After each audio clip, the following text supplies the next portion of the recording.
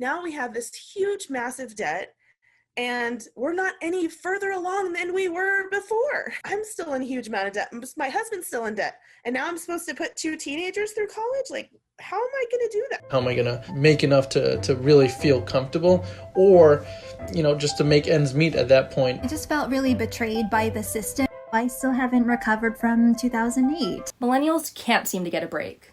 Socially, they were touted as the narcissistic me generation who ruined just about every industry you could think of. Economically, it's been even bleaker, with much of their socio-economic positions being defined by stagnant wages, a poor housing market, and student loan debt. Because of this, millennials have had much less money than generations before them.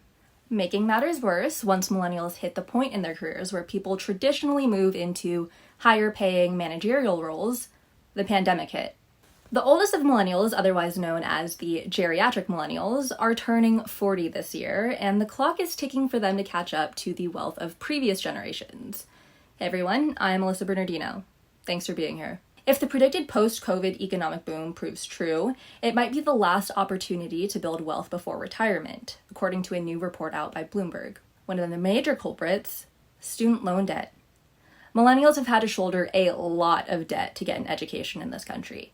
The Pew Research Center found that the number of American households with student loan debt doubled from 1998 to 2016. And almost 70% of older millennials still have outstanding loans. Even if higher education levels amongst millennials have helped to bridge the wealth gap, they continue to earn 20% less than baby boomers did at the same stage of life. Home ownership is another culprit here. Millennials own fewer homes, the most common way Americans have built wealth in the past. And while millennials have been able to increase home ownership in recent years, home ownership is still down compared to other generations. And it's more costly, even adjusted for inflation.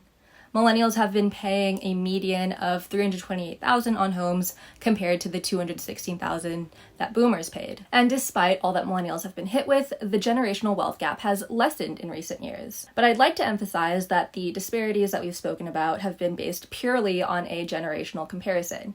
Once you factor in race, as we've seen time and time again in this country, it gets a whole lot worse. According to the St. Louis Federal Reserve, in 2019, among older millennials, white families had roughly $90,000 in median wealth, black families had $5,000.